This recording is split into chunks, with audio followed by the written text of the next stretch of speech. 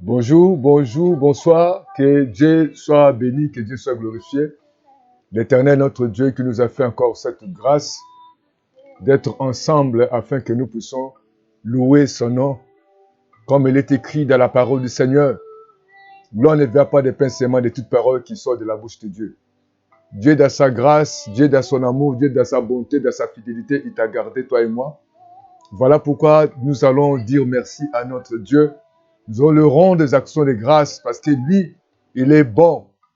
David a dit, louez l'Éternel car il est bon, car sa miséricorde dira toujours. Il nous a fait cet privilège d'être ensemble ce matin ou cet après-midi. Tout dépend de l'endroit où tu te trouves. Nous allons dire merci à Dieu Tout-Puissant. Seigneur, nous voulons te dire merci. Merci pour le souffle de vie. Merci pour cette opportunité que tu nous as fait cette faveur d'être compté parmi les vivants. Merci parce que l'homme ne veut pas de pain seulement, mais de toutes paroles qui sortent de ta bouche. Voilà pourquoi nous voulons te dire merci Dieu. Merci pour le combat visible et invisible. Merci pour ce privilège d'être compté parmi tes enfants. Nous saluons ton nom Jésus. Merci pour le Saint-Esprit qui sera là ce matin afin qu'il puisse nous parler. Nous avons besoin de toi. Nous avons besoin d'être guidés par toi, à travers ton Esprit Saint. Au nom de Jésus. Amen. Je vous invite à lire avec moi dans l'Ancien Testament le livre de Ésaïe 55, les versets 8 à 11. Je vous invite à lire avec moi le livre de Ésaïe, chapitre 55, les versets 8 à 11. Lisons la parole du Seigneur. Car mes pensées ne sont pas vos pensées, et vos voix ne sont pas, mes voix, dit l'Éternel. Autant les cieux sont élevés au-dessus de la terre, autant mes voix sont élevées au-dessus de vos voix, et mes pensées au-dessus de vos pensées. Comme la pluie et la neige descendent des cieux, ils n'y retournent pas sans avoir donné de la semence au semeur et du pain à celui qui mange. Est-il de ma parole qui sort de ma bouche et ne retourne point à moi sans effet, sans avoir exécuté ma volonté et accompli mes destins. Nous allons parler ce matin de la puissance, de la pensée de Dieu. Ici, nous voyons le prophète Ésaïe. Il nous parle de la pensée de Dieu. Il dit, mes pensées ne sont pas vos pensées, mes voix ne sont pas vos voix. Et la parole qui sort de la bouche de Dieu ne retourne pas en lui sans avoir accompli sa volonté, exécuté son dessein. Donc Dieu, dans sa volonté, il a une pensée. On peut dire que cette pensée, c'est comme une imagination ou quelque chose qu'on a conçu. Imagination où on a conçu de quelque chose. Donc Dieu, dans son amour, Dieu, dans sa souveraineté, il y a une pensée qui ne sont pas les nôtres. Dieu a tracé des voies où ces voies-là ne sont pas les nôtres. Et lorsque nous lisons les livres d'Éphésiens, à travers l'apôtre Paul qui nous parle, il dit, lui qui agit puissamment au-delà de ce que nous demandons et de ce que nous pensons. Donc lorsque nous parlons de la puissance de la pensée de Dieu, donc Dieu a conçu quelque chose selon sa souveraineté, selon sa volonté, selon son plan. Il a illustré par rapport à sa parole. Il a dit, la parole qui sort de ma bouche ne retourne pas à moi sans avoir accompli ma volonté. Donc Dieu a sa volonté au ciel et nous avons notre volonté. Et Dieu a une voix, chacun de nous, Dieu a un programme spécial pour sa voix. Nous allons voir quelle est la voix de Dieu et quelle est la pensée de Dieu. Lorsque nous lisons le livre de Jean chapitre 11, nous remarquerons que dans le premier verset à 6e verset, que celui que Jésus aimait, qu'on appelait Lazare, Lazare était malade. On invite Jésus de venir prier pour son ami Lazare. Et nous savons que Jésus-Christ allait de lieu en lieu pour faire du bien, pour guérir tous ceux qui étaient sous l'empire du diable. Mais ces jours-là, on est allé, donc les sœurs de Lazare, Marie et Marthe, ont envoyé certains des émissaires pour aller dire à Jésus que celui que tu aimes est malade. La Bible nous enseigne que Jésus-Christ, lorsqu'il a écouté, son ami était malade, il a dit cette maladie, c'est pour la gloire de Dieu. Et Jésus est resté encore là où il était pendant 2 jours. Ça signifie qu'il y a certaines choses que tu peux tenter de vivre. Les gens te voient des fois malade, les gens te voient fini, les gens te voient presque mort, où il n'y a plus d'espoir. Mais Dieu voit autre chose. Jésus a dit, cette maladie, ce n'est pas une maladie de la mort, mais c'est pour la gloire de Dieu. Je ne sais pas qu'est-ce que tu es tenté de vivre, où les gens n'ont plus d'espoir, où les gens s'inquiètent de ta situation, où les gens pleurent. Mais Dieu a un mot pour cette situation.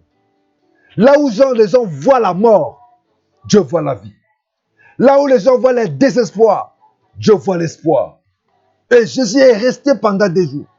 Et lorsqu'il revient dans la famille de Marie et Marthe, Lazare était déjà mort, il était déjà enterré. Certainement, Marie a dit à Marthe, si tu étais ici, notre frère devait être en vie. Mais Jésus est venu, on peut dire que Jésus est venu trop tard. Mais à Dieu, il n'y a pas de trop tard. Selon la calendrier de Dieu, il y avait un programme spécial. Pendant que les gens voyaient la maladie de Lazare, pendant que les gens prononçaient sa mort, Jésus voyait la vie et Jésus voyait la gloire de Dieu. Et les gens n'avaient plus d'espoir. Pendant que Marie voyait que c'est pour l'avenir, Jésus voyait le présent. Je vous donne conseil de ne pas condamner quelqu'un, de ne pas juger quelqu'un, de ne pas jeter quelqu'un, de ne pas négliger quelqu'un, si vous ne connaissez pas le langage de Dieu pour sa vie. Lazare est décédé. Quelle triste nouvelle. On a pleuré Lazare. Certainement, on est tenté de te pleurer. On est tenté d'être attristé. Tu as perdu l'espoir. Ta famille n'a plus d'espoir. On dit c'est fini. Mais Dieu avait une pensée, il a dit, cette maladie, ce n'est pas la mort, c'est pour la gloire de Dieu. Si tu n'es pas encore enterré, si les gens t'ont enterré, si la médecine a dit c'est trop tard, mais Dieu a toujours bonne parole. Quelle est la voix de Dieu? Je sais rester 2 jours encore. Dieu n'a pas de trop tard. Tu peux dire trop tard, là j'ai avancé. La médecine a dit que c'est trop tard, il faut que j'attende la mort à la maison. Mais Dieu a une autre pensée pour Lazare. Marie a dit, on l'a enterré déjà. Il est sur la tombe. Lorsqu'on t'avait dit, il était encore en vie. Mais maintenant, c'est fini. On peut dire que c'est fini ma situation. La médecine a déclaré trop tard. Ma situation a déclaré trop tard. C'est fini. Cette maladie a avancé. Et c'est trop tard. Jésus a dit, où vous l'avez mis? Et ce matin, je vais vous poser cette question. Où tu as mis ta foi? Où tu as mis ton espoir? Jésus, lorsqu'il arrive, c'est trop tard pour les hommes. Mais pour le projet de Dieu, pour le plan de Dieu, c'est le moment des miracles. À Dieu, il n'y a pas de trop tard. Humainement, c'était trop tard. Mais il lui avait dit, cette maladie, c'est pour la gloire de Dieu. Et ce matin, le Seigneur te parle. À des fois, on est tenté de te pleurer. Tout le monde n'a plus d'espoir. Tout le monde est découragé pour ta situation. Mais il est vivant, il est juste. Et lorsqu'il arrive, Marie n'a plus d'espoir. Si tu étais ici, Seigneur, notre frère devait être en vie. Donc Jésus est arrivé, c'était déjà trop tard. Je te dis ce matin, au moment où tu attends cette parole, ce n'est pas encore trop tard. Si les gens t'ont enterré, les gens regardent ton âge, on t'a enlevé tous les 2 trompes, Tu n'as plus le temps de prier. Tu n'as plus le temps de dormir. Quand tu ne prends pas ces produits, tu ne vas pas dormir. Tu dis, pasteur, c'est trop tard. Il a dit mes pensées. C'est ce que Dieu pense pour toi. Ce n'est pas ce que les hommes pensent pour toi. Certainement, la médecine t'a condamné. Mais Dieu a une autre pensée pour ta voix. Il a dit, mes voix ne sont pas vos voix. Jésus de Nazareth. Et Joseph était arrêté. Joseph était mis en prison. On l'a dépouillé. On l'a accusé injustement. Ses propres frères l'ont vendu. Il se trouve quelque part. On l'a acheté, Joseph. Joseph se trouve dans la maison de Potiphar. C'est là où il y a encore des problèmes. Injustement. Je veux dire à quelqu'un, si tu es injustement accusé, Dieu sera à ton côté. Garde tes mains calmes. Confie-toi à Dieu. Ne te venge pas. Abandonne-toi entre les mains de Dieu. Il est vivant, il est juste. La femme de Potiphar ne savait pas la volonté de Dieu. Ou la voix de Dieu pour Joseph. Ne combats pas quelqu'un que tu ne connais pas. Quelle est la volonté de Dieu ou la pensée de Dieu pour lui. Joseph était mis en prison injustement. Mais Dieu avait un programme pour Joseph. C'était par cette voie-là que Joseph devait passer. Accepte cette voie que l'Éternel te pose, frères et sœurs. Il y a des femmes qui pensent, cherchent que Dieu se glorifie dans ta vie.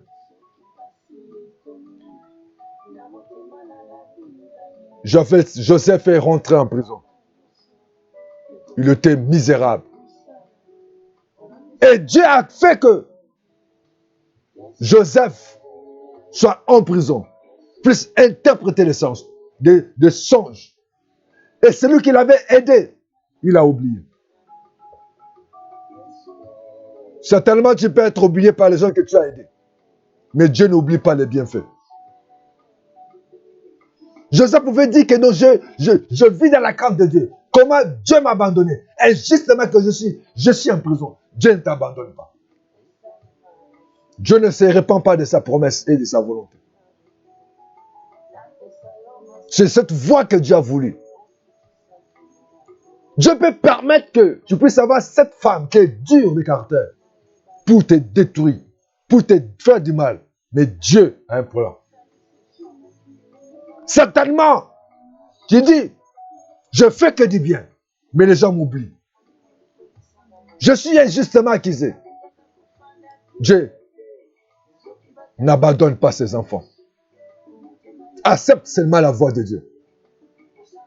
Joseph a voulu négocier, mais on l'a oublié. Même si les gens t'oublient, mais Dieu ne t'oublie pas.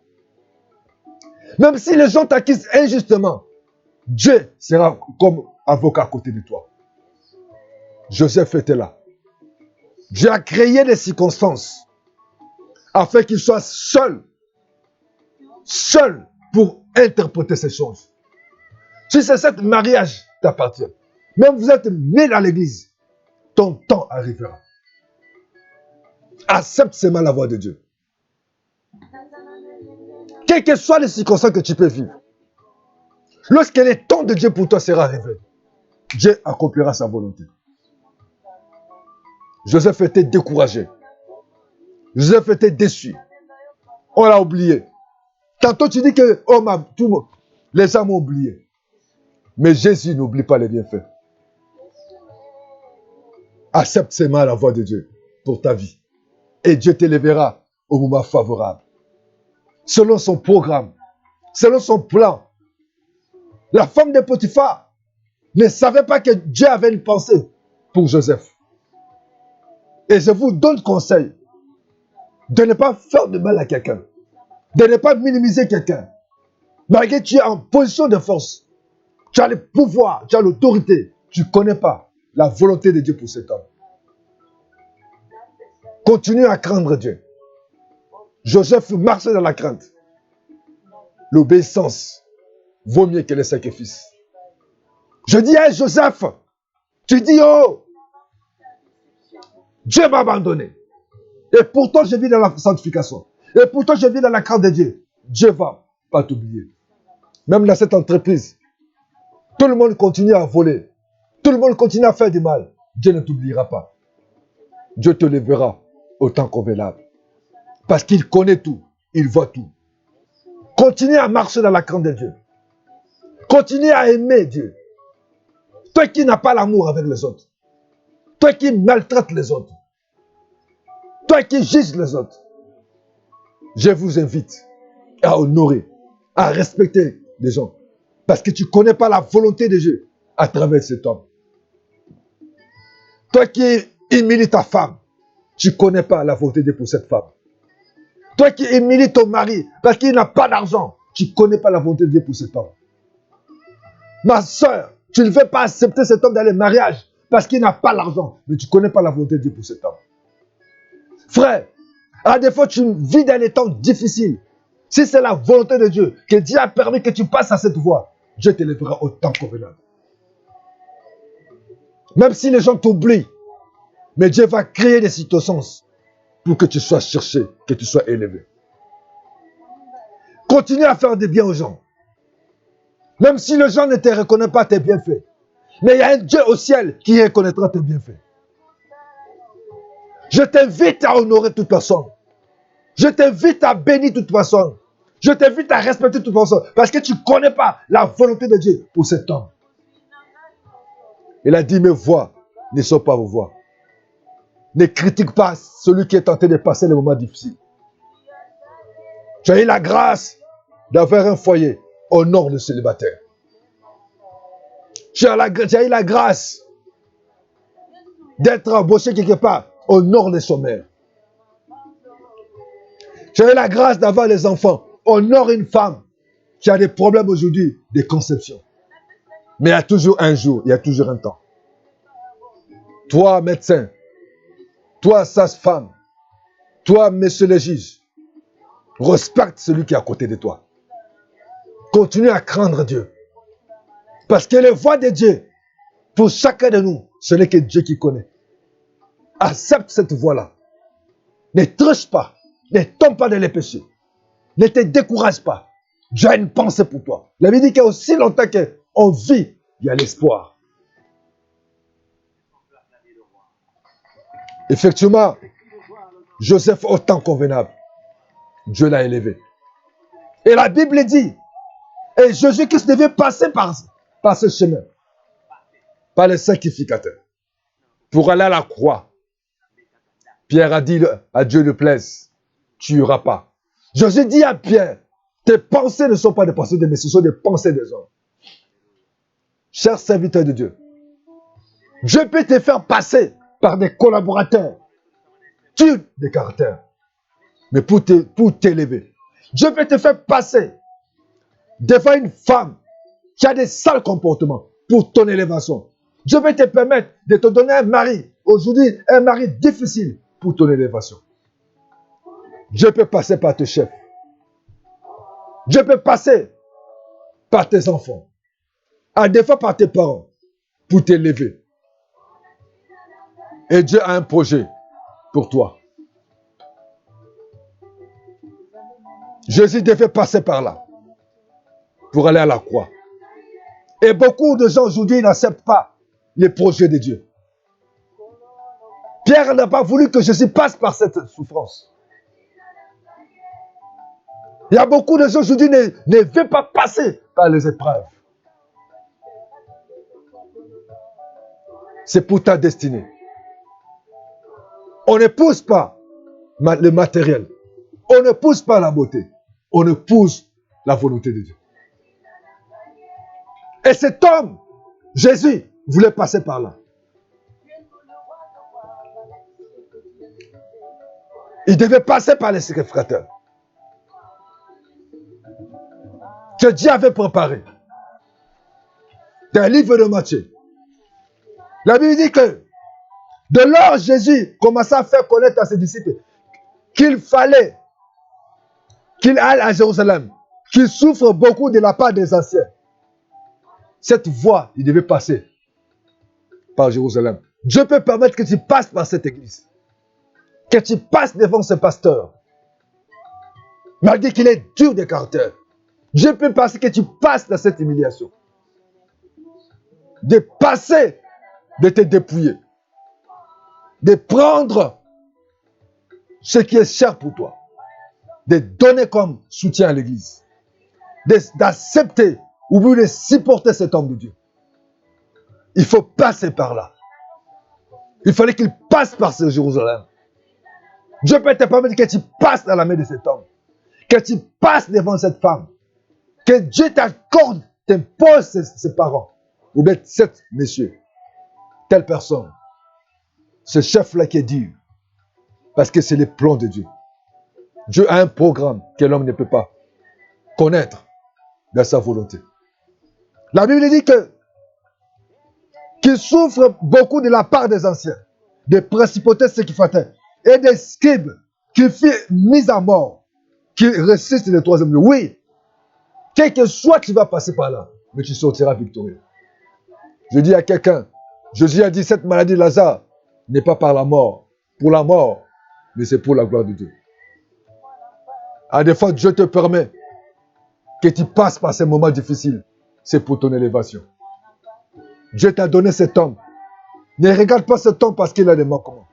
Ne regarde pas cette femme parce qu'il a des difficultés. Parce qu'il est intellectuel. Cet homme n'est pas, il est intellectuel mais il n'a pas d'argent. Cette femme n'a pas de diplôme comme toi. Mais regarde cette femme selon la pensée de Dieu. Quelle est la voie de Dieu pour toi? Beaucoup de gens ont raté leur destinée. Parce qu'ils ne connaissaient pas la volonté de Dieu. Il s'est comporté comme Pierre. De refuser la volonté de Dieu. N'épouse pas le matériel. Épouse celui qui a la pensée de Dieu. Pierre a refusé. Il ne voulait pas que Jésus passe par la croix. Mais Jésus-Christ devait passer par Jérusalem. Et par les mains de ses sacrificateurs. Chers frères et sœurs, et beaucoup aujourd'hui ont raté la bénédiction. Parce qu'il dit que le pasteur l'était dit. Ma femme est trop dure, il fallait que je la change. Ce monsieur me tape chaque jour, je ne veux pas de lui. Mes parents sont durs. Voilà pourquoi j'ai abandonné les études. Ça peut être le chemin que Dieu a préparé pour toi. Quelle est la pensée de Dieu? Il fallait qu'il passe par là. Dieu avait tracé cette volonté. Afin qu'il passe par là. Jésus a dit à Pierre. Pierre, l'ayant pris à part, s'est mis à le reprendre et dit à Dieu ne déplaise. Seigneur, ne t'arrivera pas. Oui. Mais Jésus se retourne et dit à Pierre, arrière de moi, Satan. Tu m'as scandalé, car tes pensées ne sont pas les pensées de Dieu, mais celles des hommes. Ce matin, certainement des fois tu es tenté de refuser la volonté de Dieu. Il faut accepter certaines choses dans ta vie. Il y a beaucoup de gens qui ont détruit leur destinée parce qu'ils regardaient cet homme n'avait pas de moyens. Au moment où il était encore dans le chômage. Ils regardaient parce qu'il n'avait pas de moyens. Ils regardaient cette femme tellement à des faits n'était pas présentable comme toute autre femme. Il a dit non. Il a refusé comme Pierre. Sans chercher la volonté de Dieu. Sans connaître la voie de Dieu. Certainement, il faut chercher la voie de Dieu pour toi. Cherche la pensée de Dieu pour ta vie. Il fallait que Jésus passe par là. Ce matin, le Seigneur te donne cet homme, cette femme, ce pasteur, l'homme de Dieu. Cher pasteur, Dieu peut te donner des collaborateurs, des diacres, des anciens, qui sont durs, mais pour t'aider, au temps convenable, pour que Dieu se glorifie. Chers frères et sœurs, il fallait que Jésus-Christ passe par là. La Bible dit dans le livre de Philippiens 4, dans le verset 6, 8, à partir du verset 7, nous lisons. Et la paix de Dieu, qui surpasse toute intelligence, gardera vos cœurs et vos pensées en Jésus-Christ. Au reste, frère, ajoutez ton nom, que tout ce qui est vrai, tout ce qui est honorable, tout ce qui est juste, tout ce qui est pur, tout ce qui est aimable, tout ce qui mérite l'approbation, ce qui est vertueux et digne de louange, soit l'objet de vos pensées. Ce matin, Seigneur Jésus, il veut changer ta vie. Cherche la pensée du Seigneur. Cherche la volonté de Dieu. Dieu a un projet de paix pour toi. Dieu a un programme spécial pour ta vie. Cherche la pensée de Dieu. Oui, Dieu veut te bénir ce matin. Viens en lui, il va changer ta vie. Il va changer ta destinée. Dis Seigneur, quelle est ta volonté pour ma vie? Il a dit sa parole ne sort pas lui, ne retourne pas lui sans avoir accompli sa volonté. Quel est le plan de Dieu pour ta vie? Quelle est la voie de Dieu pour ta situation? Il est venu après 2 jours. Pour Marie, c'était trop tard. Ce n'est pas trop tard. Attends là, la volonté de Dieu. Joseph certainement dit que j'ai marché dans la crainte injustement comment j'étais ici.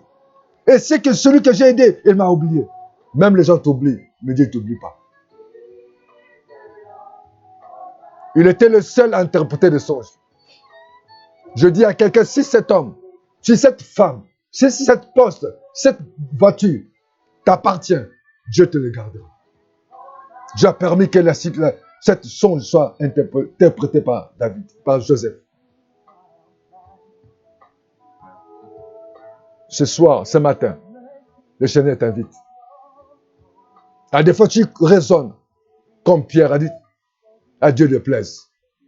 Mais Jésus a dit, tes pensées ne sont pas des pensées de Dieu, mais des hommes. Mais le Seigneur t'invite à avoir des pensées pures, des pensées justes, des pensées vraies, des pensées honorables. Il a dit, il fera au-delà de ce que tu demandes et tu penses. Parce qu'il est Dieu. Tout ce que les gens pensent pour toi, et ne condamne plus quelqu'un, ne méprise pas quelqu'un. Je t'invite à aimer tout le monde, parce que tu ne connais pas la pensée de Dieu pour lui. Accepte la volonté de Dieu pour ta vie. Si tu n'as pas encore reçu Jésus-Christ le Seigneur comme Sauveur, je t'invite à l'aimer. Et tu vas prier avec moi. Dis, Seigneur Jésus-Christ, j'ai écouté ta parole. Ce matin, je m'abandonne à toi. Seigneur, sois mon Seigneur et Sauveur. Conduis ma vie. Dirige-moi. Seigneur, je demande à ton esprit de me conduire au nom de Jésus. Merci Seigneur. Ce matin, je t'invite encore à lever ta main. Dis, Seigneur, j'ai écouté ta parole. J'ai compris que ta volonté ne sont pas ma volonté. J'ai compris que tes voies ne sont pas mes voies. Ce que tu penses pour moi, ce n'est pas ce que les autres pensent pour moi. Aide-moi, Seigneur, à marcher dans tes voies. Seigneur, aide-moi, Jésus, à marcher selon ta pensée. Seigneur, aide-moi à accepter ta volonté. À ne plus marcher selon les circonstances, mais que je marche selon ton plan, selon ta volonté. Seigneur, merci. Parce que ce que les hommes pensent pour moi, Seigneur, certainement, ce n'est pas ce que toi tu penses pour moi. Voilà pourquoi, Seigneur, aide-moi à aimer tout le monde, à ne plus mépriser quelqu'un, mais à me soumettre à toi. Seigneur, aide-moi, Seigneur, que je ne dise pas que c'est trop tard. Certainement, Marie et Marthe disaient que c'était trop tard, mais auprès de toi, ce n'est pas trop tard. Marie a donné. Elle voulait dire, Seigneur, j'ai tout donné aujourd'hui. Seigneur, malgré les temps, c'est toi qui es le maître des temps et des circonstances. Et le Seigneur vous bénisse. Continuez à prier. Que Dieu te protège. Ne perds pas l'espoir. Dieu a une pensée pour toi. Et quand tu veux prendre des décisions, cherche la pensée du Seigneur. Dis toujours, Seigneur, conduis-moi selon ta volonté. Amène-moi dans tes voies. Et Dieu va se glorifier. Que Dieu vous bénisse. Que Dieu vous garde. Cherchez toujours la volonté de Dieu. Et Jésus disait, cette maladie, c'est pour la gloire de Dieu. Que Dieu vous bénisse. Au nom de Jésus, notre Seigneur Sauveur. Amen.